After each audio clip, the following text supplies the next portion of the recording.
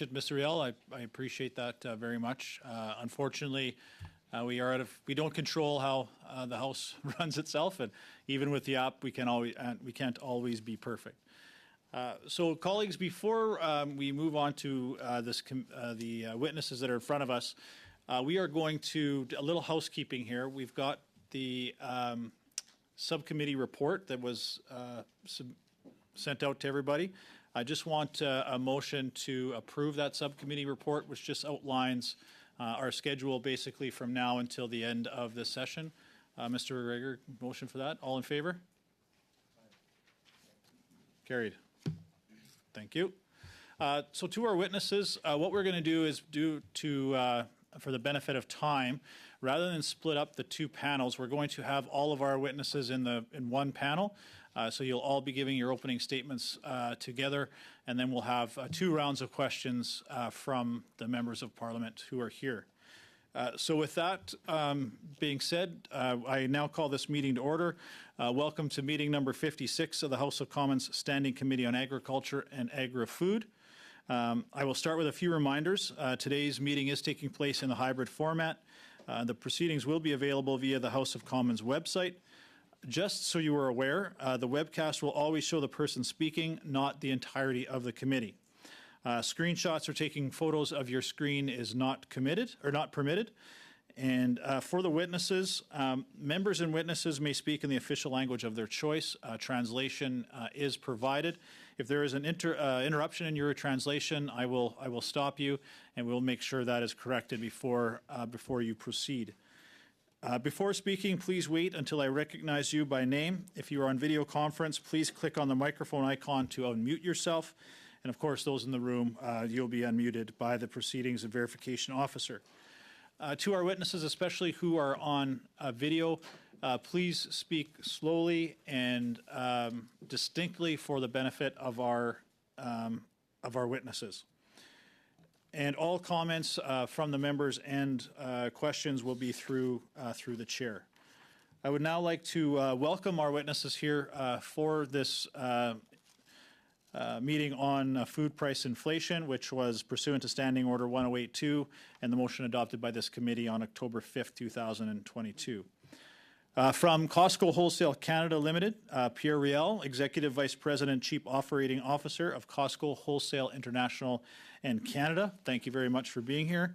We also have from 1 Kilometer Foods Incorporated, Paul Sawtell, from, pardon me? Oh, what did I say? Oh, sorry. Thanks, Ryan. I'm trying to go as fast as I can to get through here. And from the Canadian Centre for Policy Alternatives, David McDonald, Senior Economist. From Farm Credit Canada, Justine Hendricks, President and Chief Executive Officer. And Jean-Philippe Gervais, Chief Economist. You all have 5 minutes for your opening presentation. Mr. Riel, I believe we've given you a little bit of an extension to 6 minutes. I think we can stick to that. So we'll start with Mr. Riel for your opening comments, please. Bonsoir, Monsieur le Président Barlow. Good evening, Chairman Barlow and members of the committee. My name is Pierre Riel. I am the Executive Vice President and COO for Costco Canada's operations and Costco International. I appreciate the opportunity to speak to your committee today on food price inflation, a topic that is important for Canadians and for Costco. First, I'd like to talk to you about who we are, our mission, our unique business model, and our code of ethics. We have a proud 38-year Canadian history. We have 107 membership warehouses operating in 9 provinces, and we employ close to 50,000 Canadians. Our Canadian head office is located here in Ottawa. I was born and raised in Maniwaki, Quebec, and started working for Costco as a part-time stocker almost 37 years ago. My story is not uncommon, as 99% of management and executives at Costco are promoted from within. They started their careers as hourly employees in one of our warehouses. Our mission is to offer our members the best quality goods and services at the best possible prices through our unique retail business model. Our presence provides Canadian consumers with a different option. Our business model not only allows us to offer a direct benefit to our members through our low prices, but also benefits all Canadian consumers through our very competitive prices. We operate membership warehouses, which people would usually refer to as stores, and an e-commerce website. Our members pay an annual fee of $60 for Gold Star membership and $120 for executive membership. At Costco, we focus on sales and strive to keep our costs low. 3 core issues have been raised by the committee in its questions to retailers. I would like to comment briefly on each of them. First, the food price inflation. Our warehouses offer food and non-food merchandise, as well as pharmacy, optical, and hearing aid products, gas, and a food court with our famous $1.50 hot dog. The final price our members pay for food is dependent on many factors at each stage of the supply chain, which includes farmers, processors, distributors, and retailers. That price is also affected by global commodity markets, foreign exchange, world events, labor shortages, and government regulations. We work every day with our suppliers to reduce costs. It is our role to keep prices low. This is what our members expect from us. Second, our profit. Costco's business model is a membership club. Our members pay to shop with us, and our role is to offer the best quality at the best price.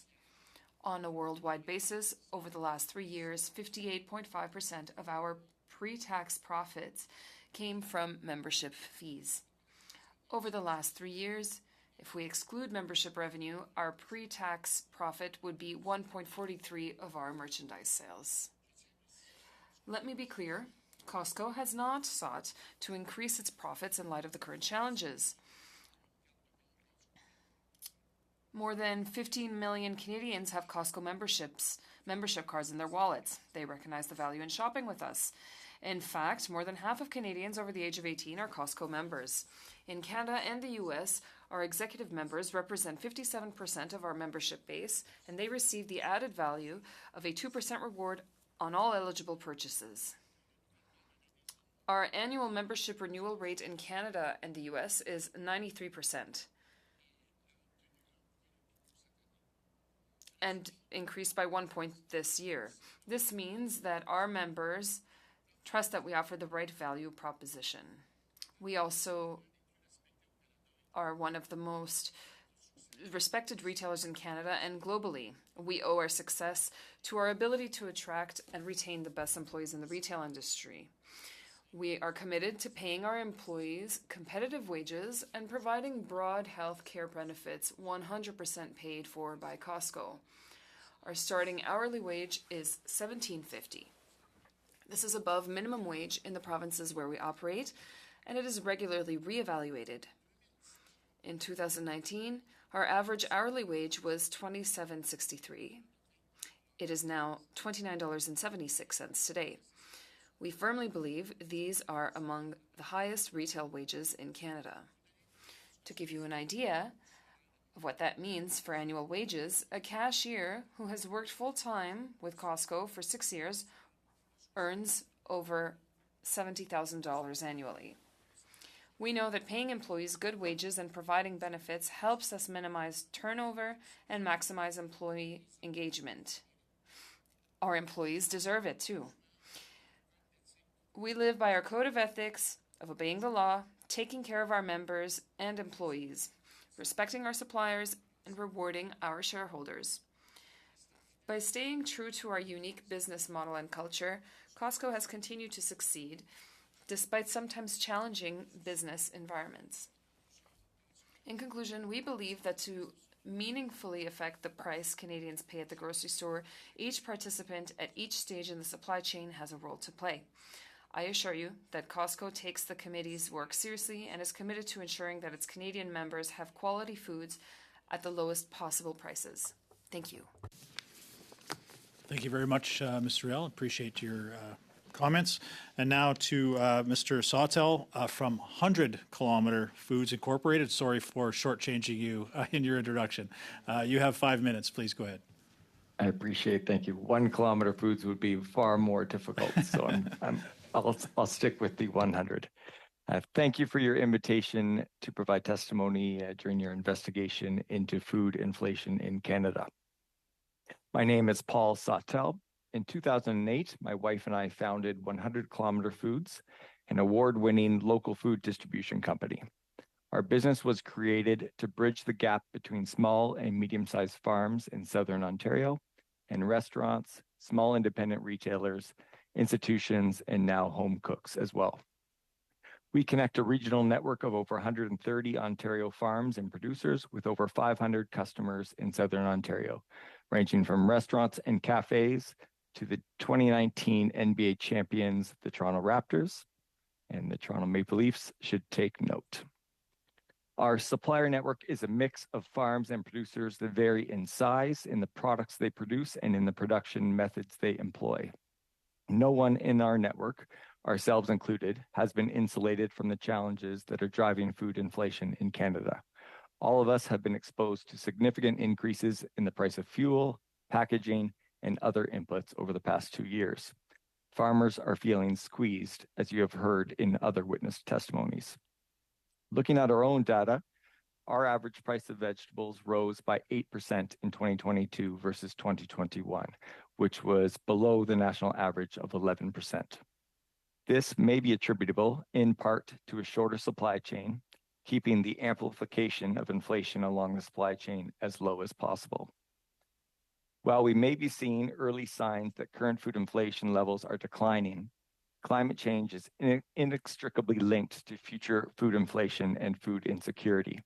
This will put at significant risk the food policy for Canada's vision of a future of food, which states that all people in Canada are able to access enough safe, nutritious, and culturally diverse food, and that Canada's food system is resilient and innovative, sustains our environment, and supports our economy. It should be noted that BIPOC Canadians continue to be impacted disproportionately. The City of Toronto reports that Black Torontonians are 3.5 times more likely to be food insecure than their white counterparts. Food system solutions must be developed through an equity lens.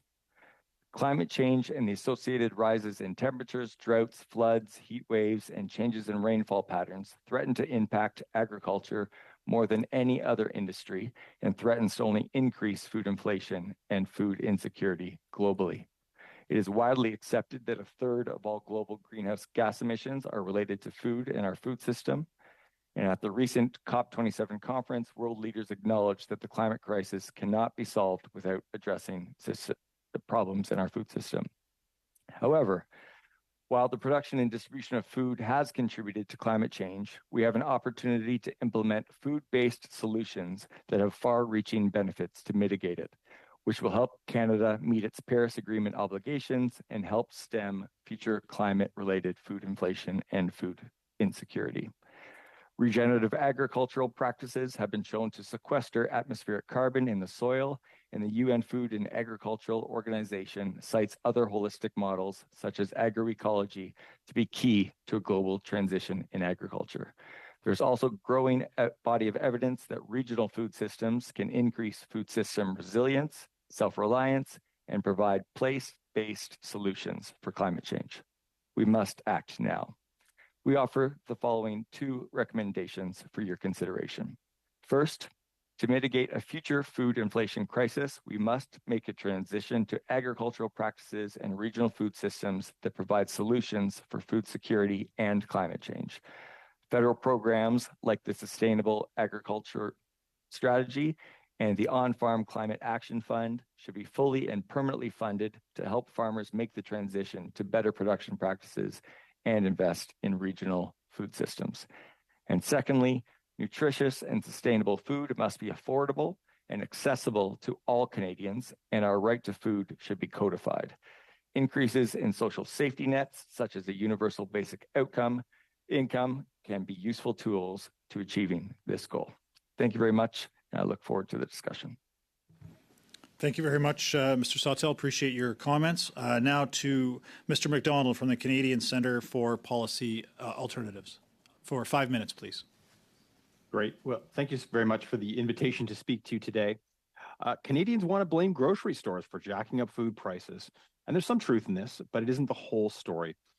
I'd like to take my time today to examine both grocery store financial data as well as the broader inflation picture vis-a-vis corporate profits in Canada. The annual inflation rate will be roughly 3% by June. Mechanically, the biggest month-over-month price increases occurred from February to May of last year, 2022. As we move through these months this year, these big increases will be kicked out of the annual series, thereby mechanically lowering the year-over-year CPI. But the major exception to this is going to be food prices. Their biggest jump in month-to-month values came over the course of the fall, with the largest one actually happening in January 2023. It won't be until sometime this fall when the rate declines, but prices will remain high for the foreseeable future. According to Statistics Canada industry data, the past 3 years have been a great time for food and beverage stores in that industry. Net pre-tax profits in the industry sat just below $3 billion a year for several years pre-pandemic. But by 2022, they hit $6.5 billion, more than double where they stood in 2019. Net pre-tax profit margins tell a similar story. They stood at 2.1% in 2019, but by 2022, they had jumped to 3.6%. Put another way, grocery stores used to keep 1 out of every $50 that came in as profits.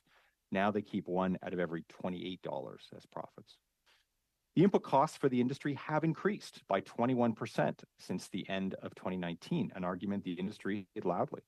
The trouble is that their revenues have increased 27% over the same period. It's worth saying that it's perfectly possible to pass on higher costs to consumers and then some, resulting in higher profits.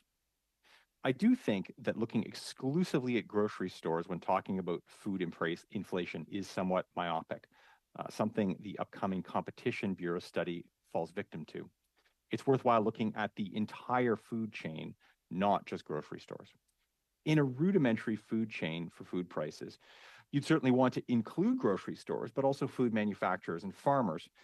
Now, margins for food manufacturers were higher in 2020 and 2021, but by 2022, those margins had leveled right back off to levels where they stood pre-pandemic.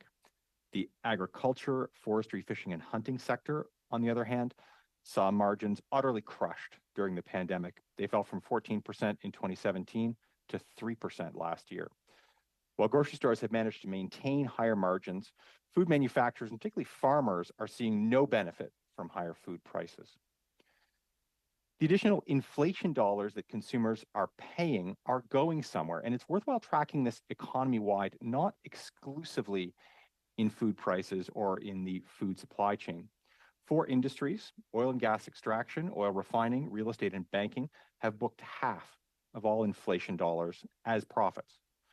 Compared to big players, higher margins in grocery stores is like sitting at the kids' table.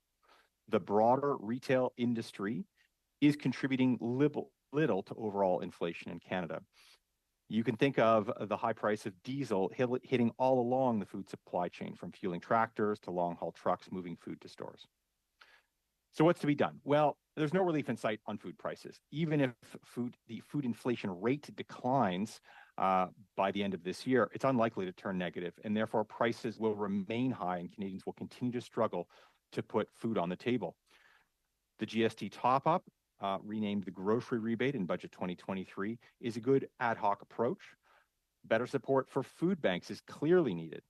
Although we're a wealthy country and there's simply no need to force Canadians to go and get their food from food banks.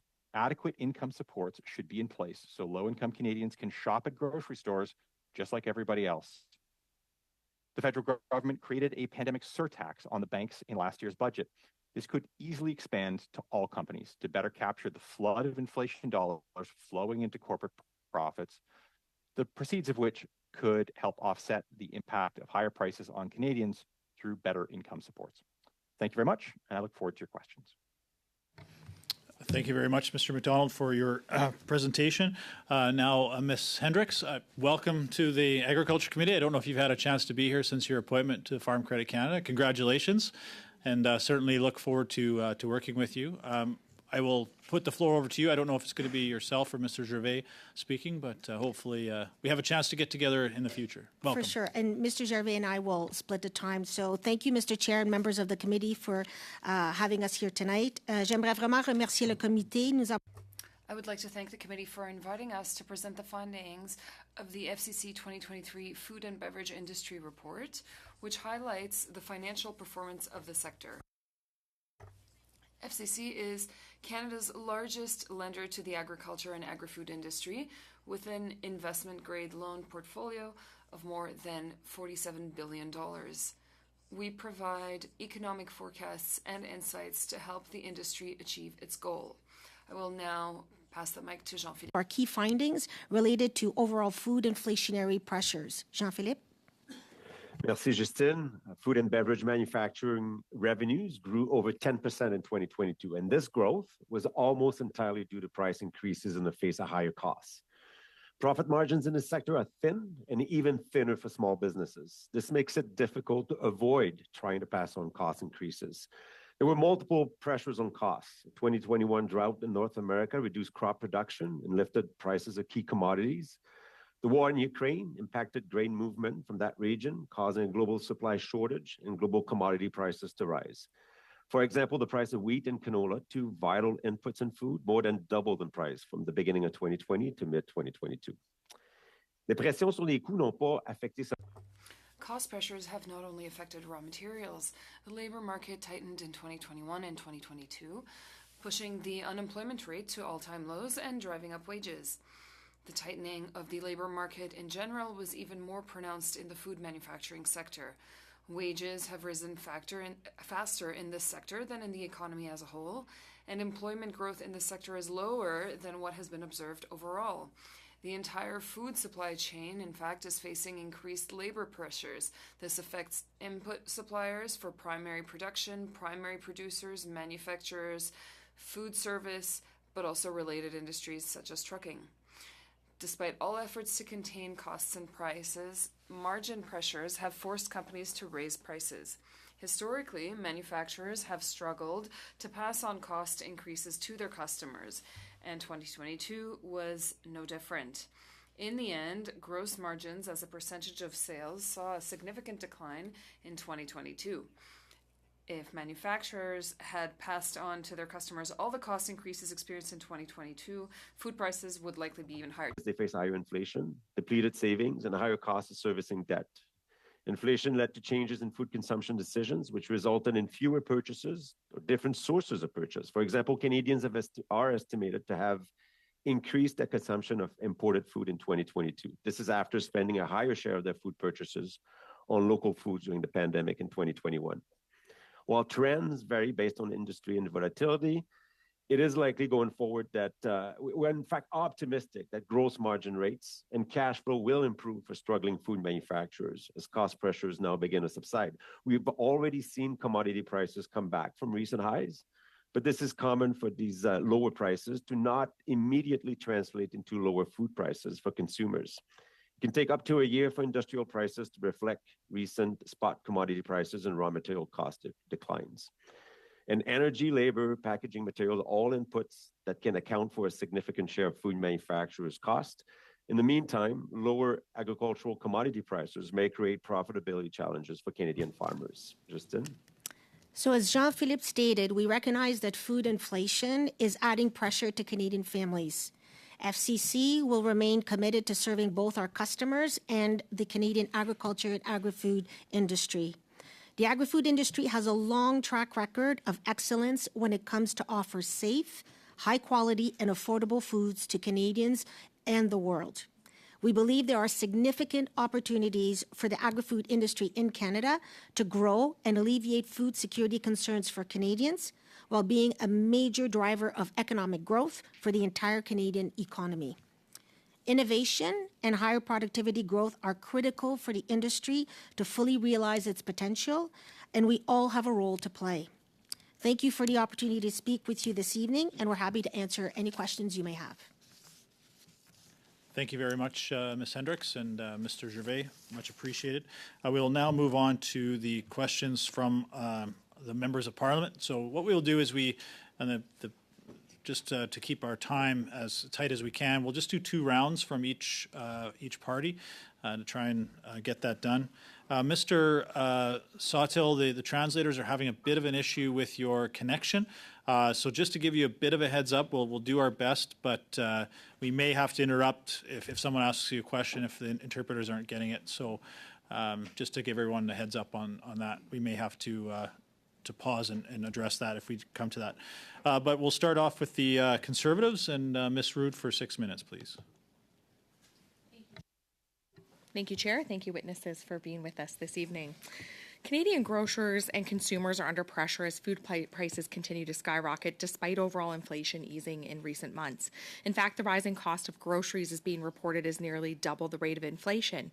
And throughout this study, I have frequently called out the poor business practices of large grocers for nickel and diming our farmers and producers, practices that keep costs high and are driving Canadian family farm businesses out of business. An economic scholar, Ambarish Chandra of the University of Toronto, agrees, saying, quote, "We've seen, frankly, bad behavior from these grocers over the years, whether it's price fixing or other sorts of scandalous issues like coordinating on reducing pay for cashiers during the pandemic. All of these things stemmed from the fact that we just don't have enough competition," end quote.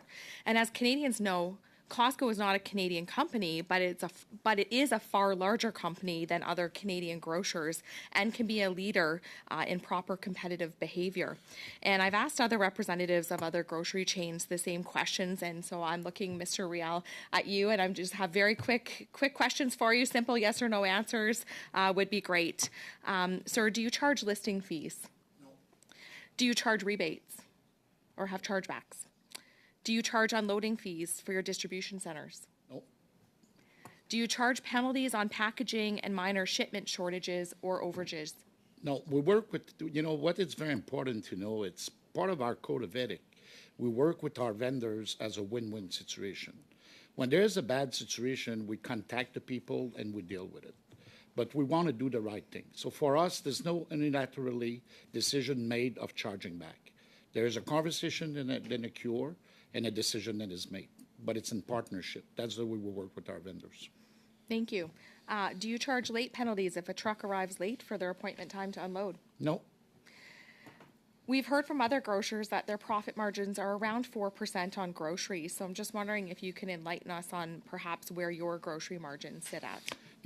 As you know, we're a private company, and we report our number globally with the U.S. company. So I cannot disclose that, but I can tell you that overall, our profit of selling merchandise before tax paid is at 1.43% in the last 3 years. And we're about sales. So when you ask a question about profit and margin, we're about sales. More we sell, better the customer is going to pay the goods, better the member will be satisfied with us. And that's our mantra.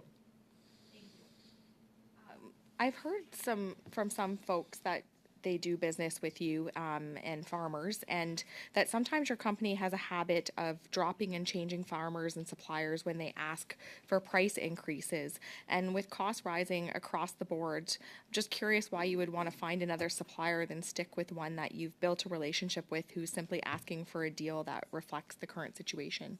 We've been 30 years in Canada, and we want to be loyal with our vendors because otherwise we're not going to get the goods to sell to our members.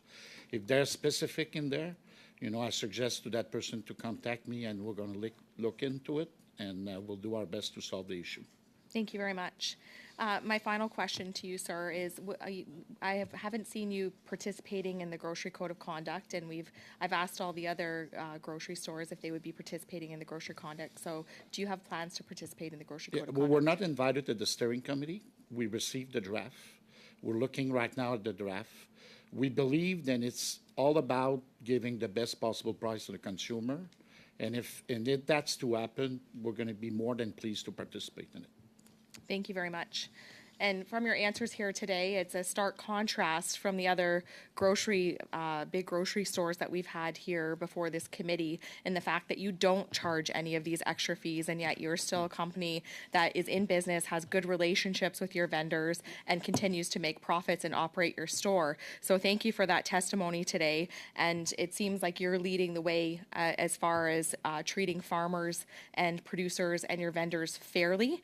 And so speaking with farmers and past experience, I can tell you that they do really value the relationships that they have with your company, and overall they appreciate doing business with you. So thank you for supporting the agriculture industry.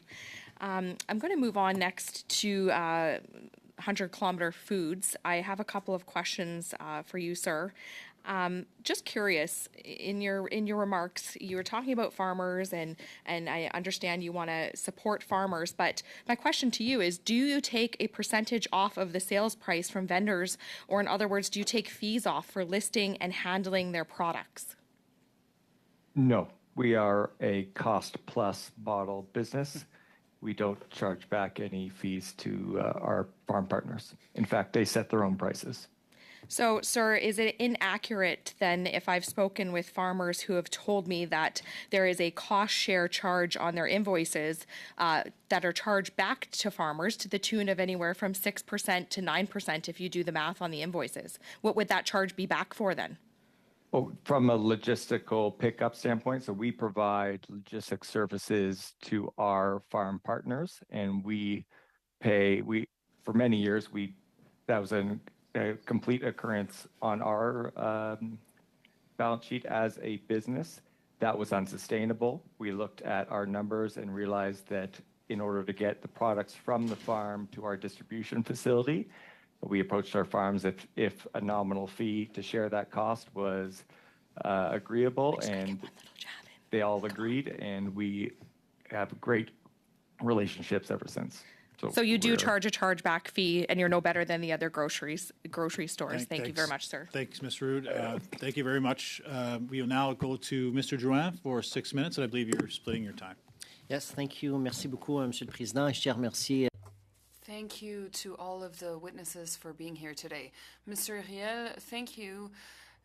And you have mentioned statistics. Some MPs will recognize who is a Costco member and who isn't.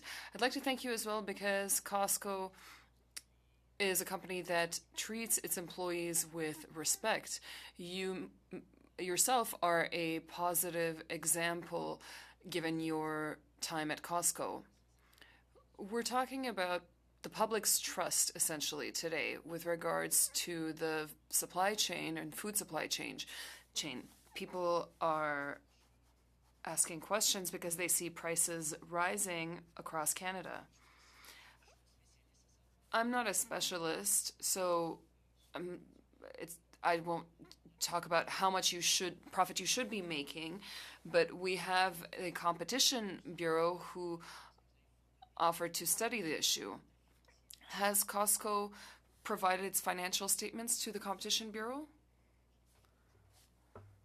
We provided what we could. We do want to collaborate. We're waiting to hear back from them.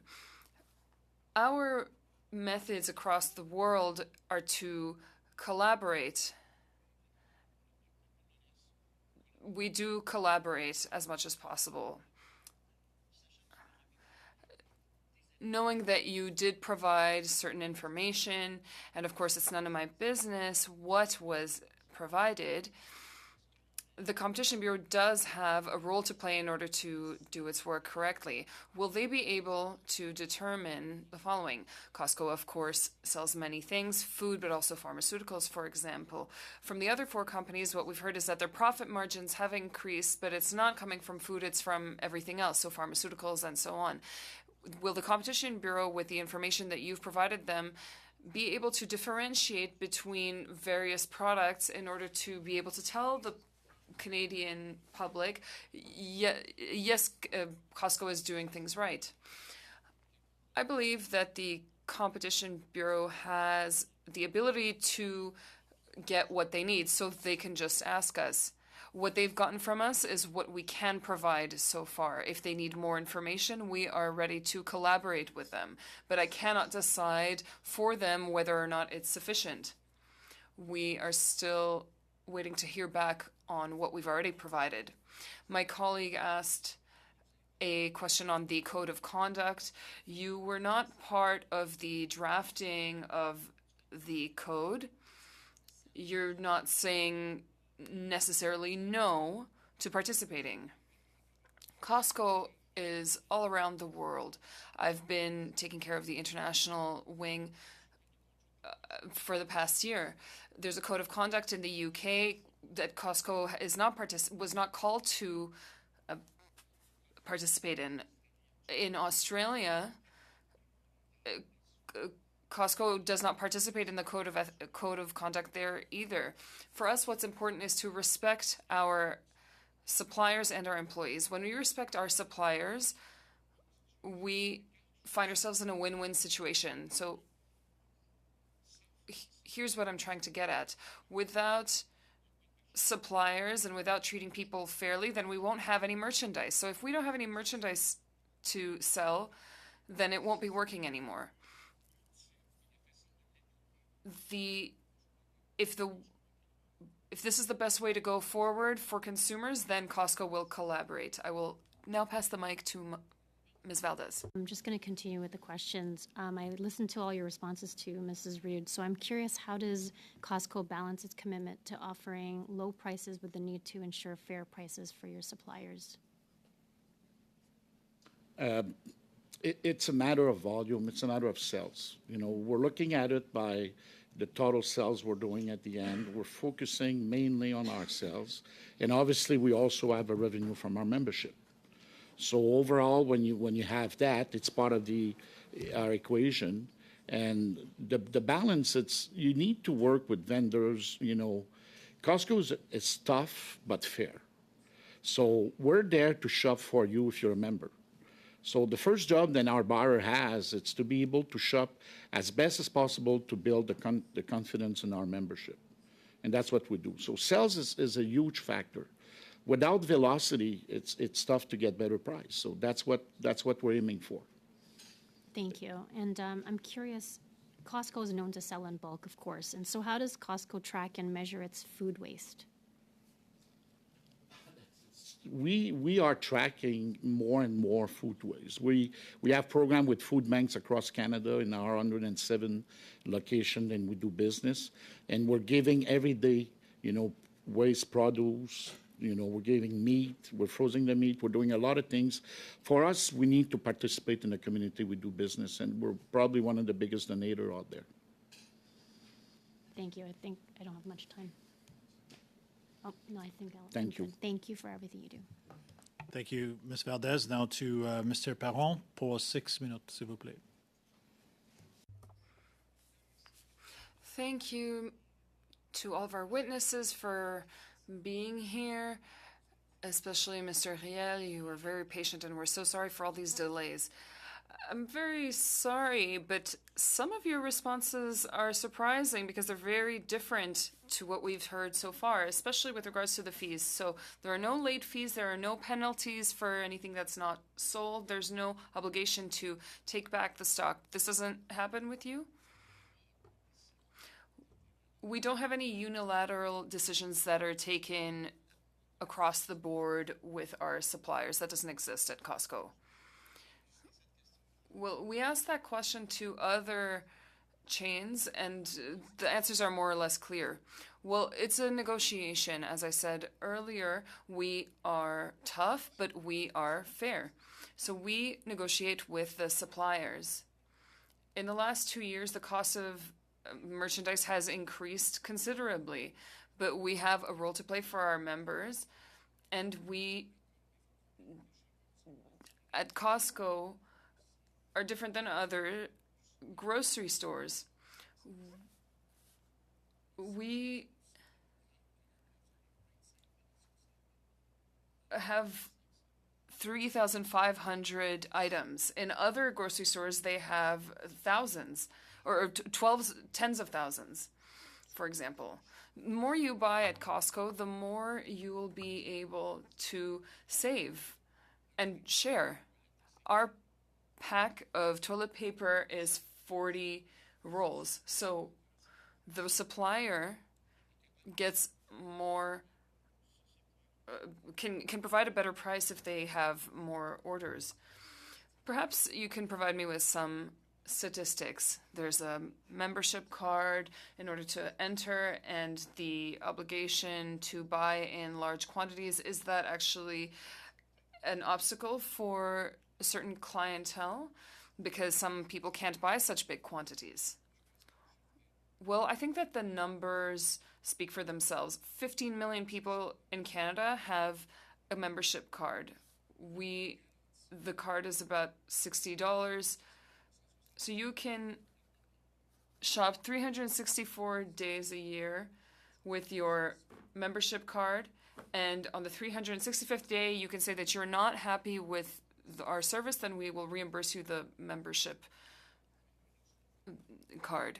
We do think that the membership card makes up for the rest. The 2% that you get back, do suppliers of, I'm talking about the rebates, do the suppliers have to contribute to that? No, the 2% rebate comes, or dividend rather, comes from us and from executive members, and up to 2%. Another question. Your commitment to the code of conduct is unclear, and I'm not criticizing you, I just wanted things to be clear. You said in the UK you don't participate, and neither in Australia. Well, they didn't ask us to. All right, but here you've received the draft report. If others have committed to participating, well, I did understand that you will participate as well, correct? We will participate if the goal is to diminish costs for the consumers. And what if, after a year, this process is reviewed? Will you participate in that review to see if it works well? I imagine you don't have much to lose. Well, our code of ethics already requires that we treat our suppliers properly. Thank you. Ms. Hendricks, with regards to price fixing, we've been told many things. You have a lot of clients in the agri-food sector. You have probably heard stories that we haven't heard. So vegetable producers have talked about the sale price of a head of lettuce, and what it sells for is about, in a grocery store, is about 4 times the price the following week. Would you support the setting up of a study on price fixing? Do you think that that would be positive? Thank you for the question, Mr. Perron. With FCC's role, it's not our position to opine on that, whether it's the government or the policies that are implemented. Our goal is to ensure the success of the industry and of the sector. So we will work with producers so that, according to different regulation, they can be supported by us to the benefit of all Canadians.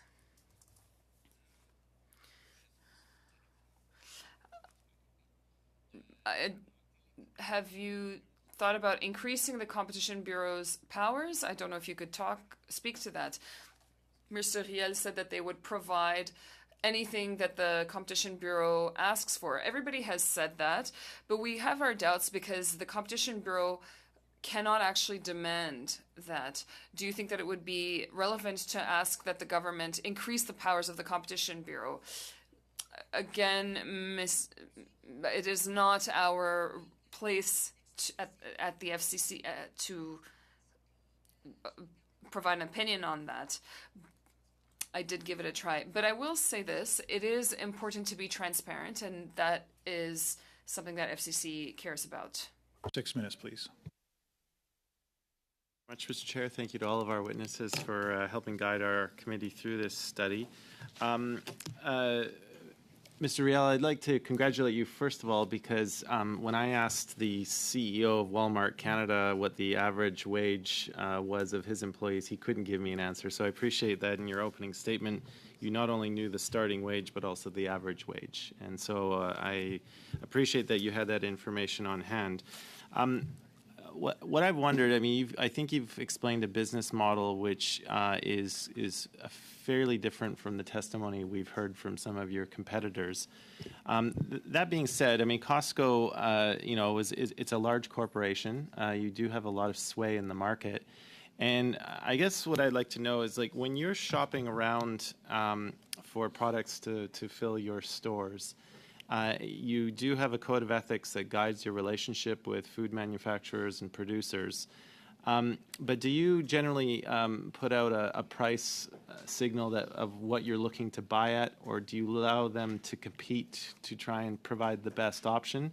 I'm just wondering, like, how your decision-making factors in a variety of things, such as the locality of where the food is produced, the kind of economic benefit your stores might be able to give to a local community, the food miles that products have to be transported.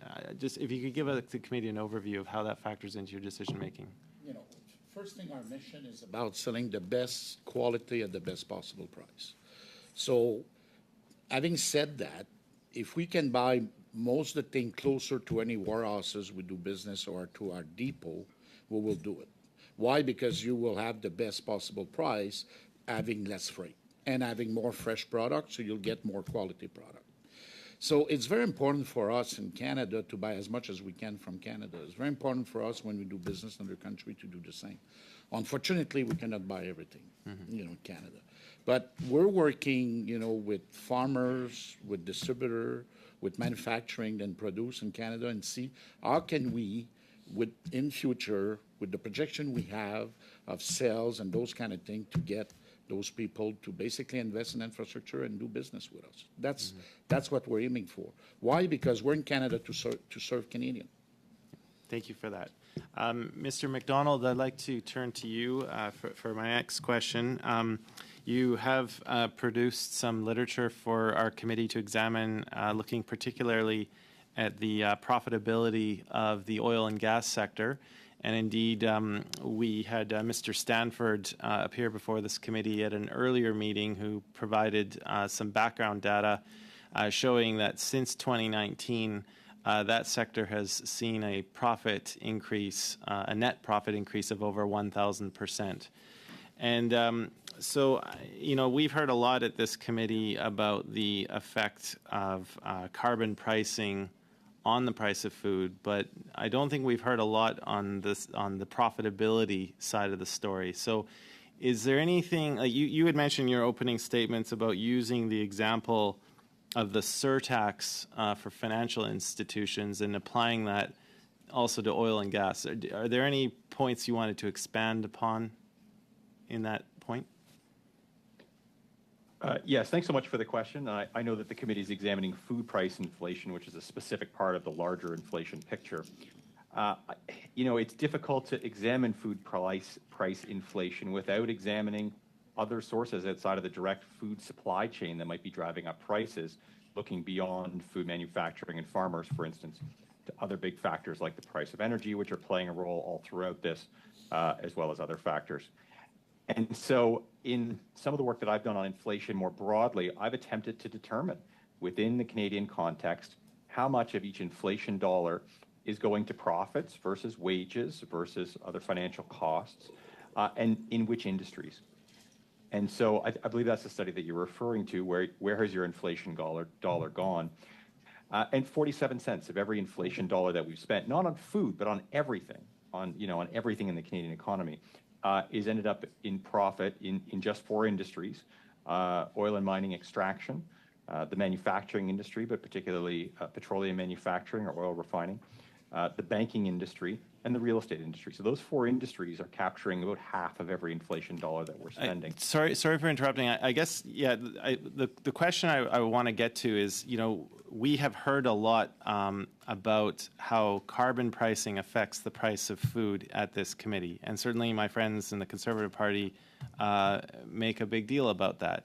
I guess, in your opinion, would parliamentarians, if we're addressing the issue of food price inflation, would we be better served focusing our efforts a little bit more on the profitability side of large corporations, particularly in oil and gas extraction and also on the refining side, given the critical component that those fuels play in transporting food from the farm to the factory to the fork? Yeah, so those types of carbon taxes would be considered indirect taxes. And in terms of this overall picture of what's playing a major role in driving inflation over the last 3 years in Canada, that part of indirect taxes is extraordinarily small. The major drivers are profit margins. That's where most of the money has ended. It's not ended up in carbon tax changes. And so in terms of more broadly, if we're interested in inflation and where that money is going, it is going into corporate profits above labor costs. If the labor costs are higher, corporate profits are higher still. And it's going very specifically to those four industries. Thank you very much, Mr. McGregor and Mr. McDonald, for your time. Now we'll move to our second and final round of questions. Mr. Steinley of the Conservatives for 5 minutes, please. Thank you. Mr. McDonald, we'll agree to disagree on that. But I do have questions for Mr. Riel. I've heard a little bit about Costco right now, and they're selling frozen beef for the first time because it's not moving as quickly. I'm just wondering if you've heard that as well, because prices have increased so much that beef isn't moving as fast as it has before, or is that just hearsay? We're still in the fresh beef and fresh meat and overall things there. Okay, no, thank you very much for that. I do want to have a little bit of a compare and contrast between transportation costs, be it trucking or rail, between your American stores and your Canadian stores. Have you guys done a comparison? Obviously, you're a North American store, about are there higher costs in Canada for that transportation than the United States? I don't have the data with me, sir, to give you. We did not do a comparison. Would you be able to bring that back at some point in time for the committee to look at it? I can look for it. Could you table it? Yeah. Thank you very much. Now I'll move on to FCC. And Ms. Hendricks, thank you very much for being here. I'm a huge fan. My wife worked at FCC before we were elected, and you're a wonderful employer in Regina. And in your new role, I do have the 2023 Canada's Food Price Report. I just want to read something and have your feedback on what you're hearing from your farming clients. By 2030, a typical 5,000-acre farm could see taxes of over $150,000, which would compromise the owner's ability to make a profit. The added cost of a carbon tax will increase production and transportation costs associated with food and may be passed on to the consumer as producers try to remain profitable. I grew up on a family farm, lots of my friends are still farming as well. Within FCC, you must have some data, and you must have gone out to some visits to some farms. How many of your clients could afford to absorb a $150,000 hit to the bottom line from a carbon tax by 2030? Thank you, Member Stanley, for your question. I do not have the specifics on that, but you did mention whether or not I've connected with some of the farming community, which I have. And I would tell you that the biggest issue that is facing primary agriculture right now, it is around transition. And also for our young farmers that are looking to enter into the industry, it is also a challenge. I would like to note, though, for the committee that those areas are areas where we support the community. So we do quite a bit of advisory work to help farmers transition. And I'm sure many of the members of the committee have seen some recent articles stating some of those percentages for us to keep a close eye on. And I can also share with the committee that we've supported young farmers to the extent of $5 billion in terms of helping them come into the industry. Just one more quick question. Would you be able to bring forward and back some data to this committee about how many farms that are your clients could absorb a $150,000 tax hit to their bottom line by 2030? I believe, Mr. Stanley, I don't believe that we have that exact data point in-house. We could see if there's something we can do, but that specificity, I don't believe we have at hand. Thank you. Merci, Monsieur le Président. Merci aux témoins d'être. Thank you, to all the witnesses for being here today. Mr. Riel, quick question. If you don't have the question, then you can transmit it to us later. Do you have a percentage with regards to all of your purchases, anything having to do with food, which are actually produced in Canada? If you don't have that number today, can you tell us later? I'd say upwards of 60% are produced here, and we purchase 81% here in Canada. Ms. Hendricks. There are a lot of numbers flying around. 40% of fruit and vegetables that are being sold at a loss. Do you know anything about that? Do you have any data?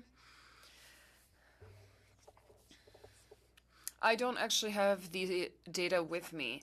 As I mentioned, we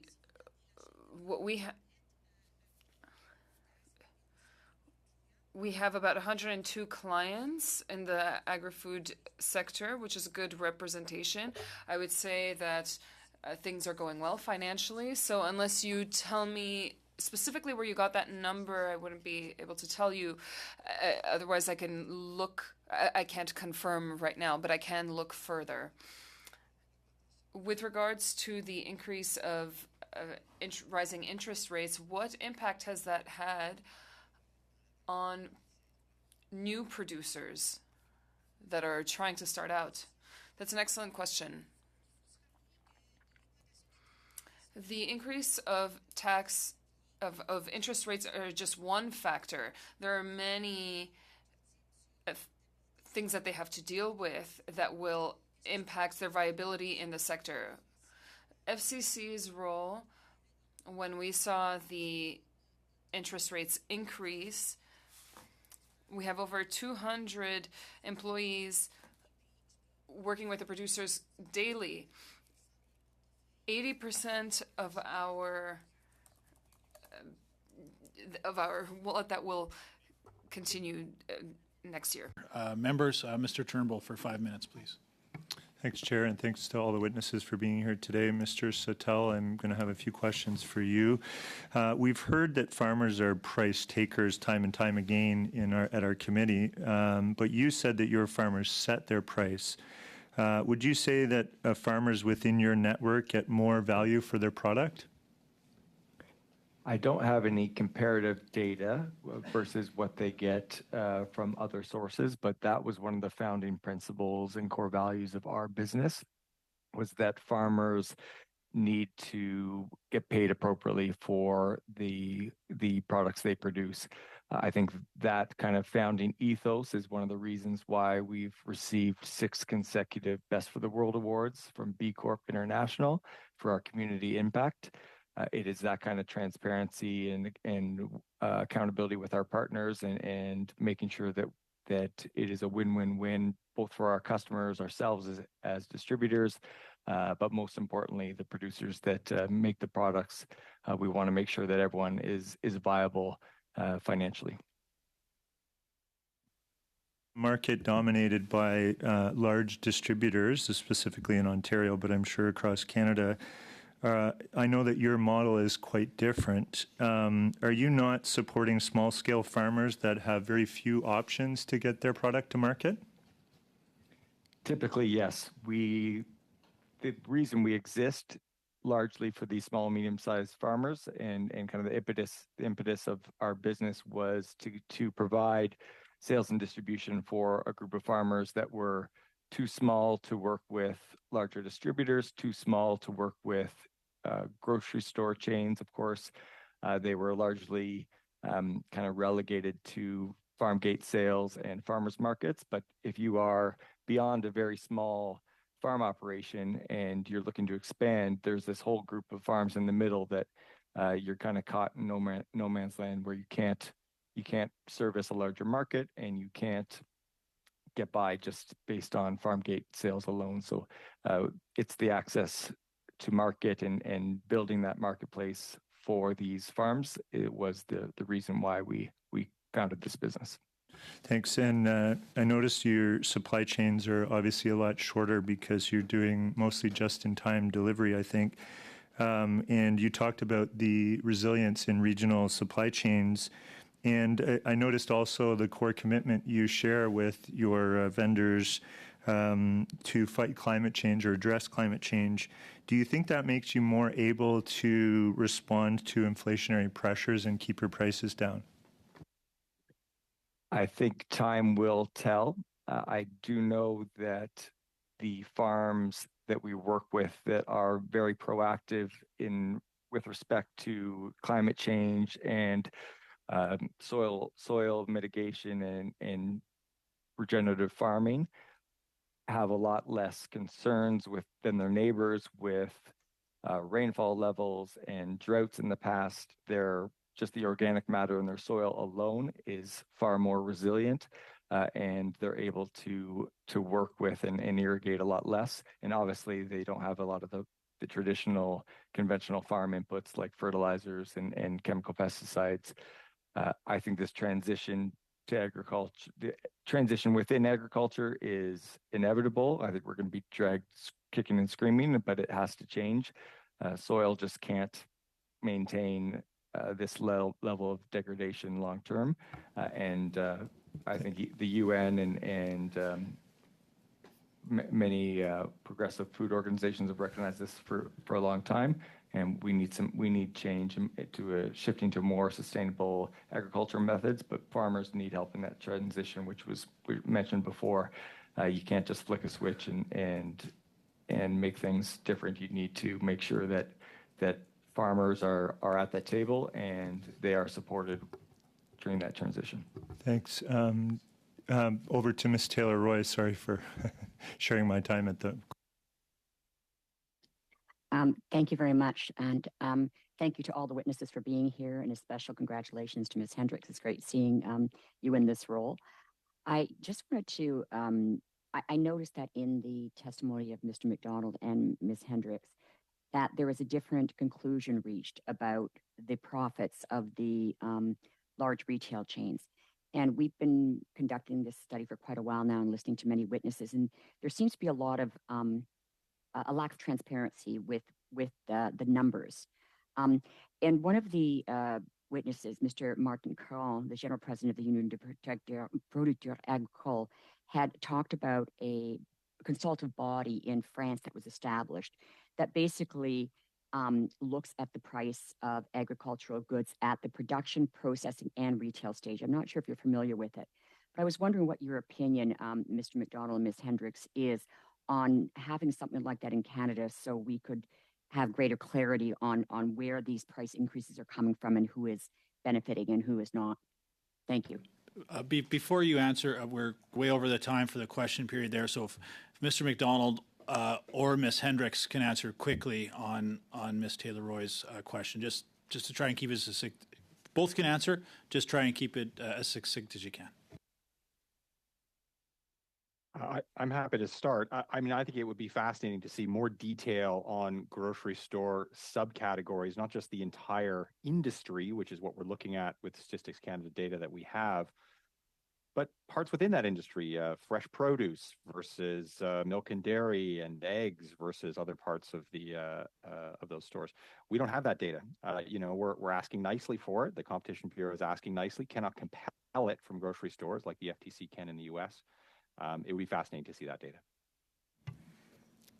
And perhaps what I would add, and JP, I may ask you very quickly to say one or two words. I just want to be clear to the committee, I did not comment on the profitability of the large grocers. What we did talk about is the need for innovation and productivity.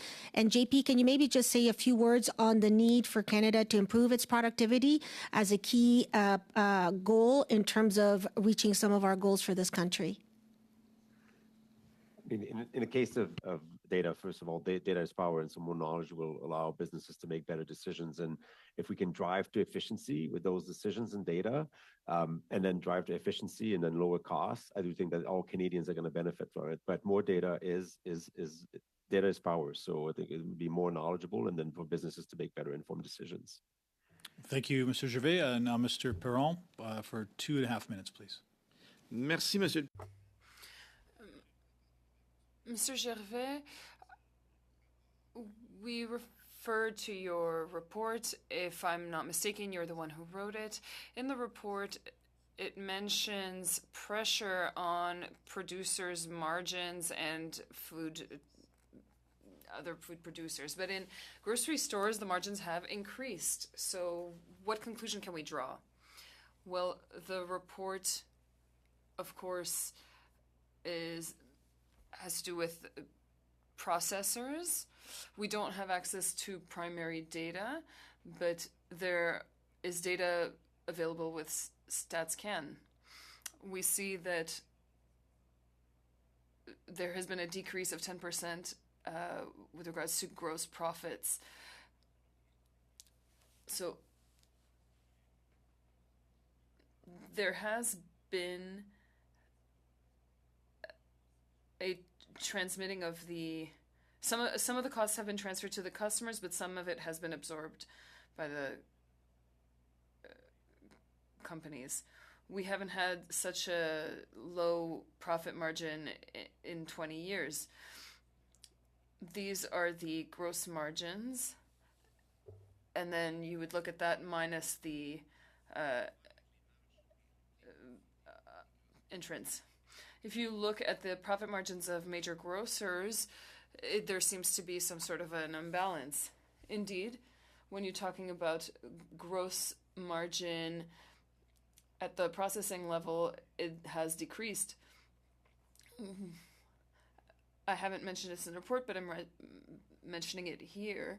But of course, there are increasing margins for grocery stores. You mentioned that maybe productivity should be increased. What could be done to increase productivity of the agri-food sector? With the current shortages, if there were an investment or a program that would increase automation, for example, is that a good idea? The labor shortage is maybe one of the most important factors for the crisis, and the needs in productivity are only increasing. We have managed to maintain the same, more or less the same productivity, but anything that can increase productivity to decrease the costs will be helpful. Thank you. Mr. Perron, Mr. McGregor, our final questions for 2.5 minutes, please. I think I'll turn to Farm Credit Canada. Ms. Hendricks, thank you for joining our committee today. I guess my first question is, of course, Farm Credit Canada is set up by an act of Parliament, the Farm Credit Canada Act. And I'm just curious, you're before a group of legislators here, and I was just wondering if you could provide your honest opinion on how the act is. Do you see any room for improvement? Are there any areas in the act that you think we as members of Parliament could look at as a possible amendment? Do you feel your agency maybe needs a better definition of different services you could provide? I just would like some feedback on that respect. Well, thank you for the question. And keep in mind, I'm on day 75 of my role. So to the extent that I've thought about it, I do want to say for the committee that the way our mandate is written actually allows us to do what we believe we need to do, right? And that's reflected whether we provide advisory services, financing, we're involved in venture capital, and some auxiliary services, such as the great work that JP does in his department. So I would tell you, when I look at the customer base that we have, we see that we can really deploy what we need to in terms of helping Canada. And just a quick question just before my time runs out too. I mean, your main purpose, of course, there is to be a financial institution with agricultural interests at heart, and I know many farming operations depend on Farm Credit Canada to get through a year. But I guess at the time you also have some very difficult conversations from time to time with the ones that are struggling. And I'm just wondering, what does Farm Credit Canada hear from farmers when they're talking about their relationships in trying to sell to retail chains? I mean, because we've heard from farmers who say they are struggling, and in some cases, some of the retailers have slapped unfair fines on them. Can you provide any context or detail on some of the feedback you've received during those difficult conversations you've had with farmers when they've been struggling financially? So I don't have any specific detail that I would believe would answer that question. What I would like to say, though, is I would offer that one of the reasons why the farming community and the whole agri-food chain has a strong relationship with Farm Credit Canada is that we are there in the good times and the bad times, right? So we take a great deal of pride and attention is working with every single farmer through those difficult times, whether it be through interest relief programs that we may have, or whether we need to restructure the facility that they have. And that, I would say, sir, is probably the number one reason why we have such a strong brand loyalty and intend to continue to operate that way. So we're here for the long run. Thank you very much, Ms. Hendricks. Thank you very much, Mr. McGregor. Just, I see your hand up, Mr. Lehoux, but just before I get there, just thank our panelists. That wraps up today's presentation. Thank you very much for your testimony and your comments and your submissions for this study. You are now free to go. For the rest of my colleagues, we have a couple of reminders here. And then, Mr. Lehoux, I did see your hand. Just to remember, the witness lists for the animal biosecurity study are due tomorrow by 4 o'clock. If you have not already submitted those witnesses, please do so to the clerk. And also, our analysts, just a reminder, the deadline for recommendations on this particular study we are working on food price inflation are due on April 20th.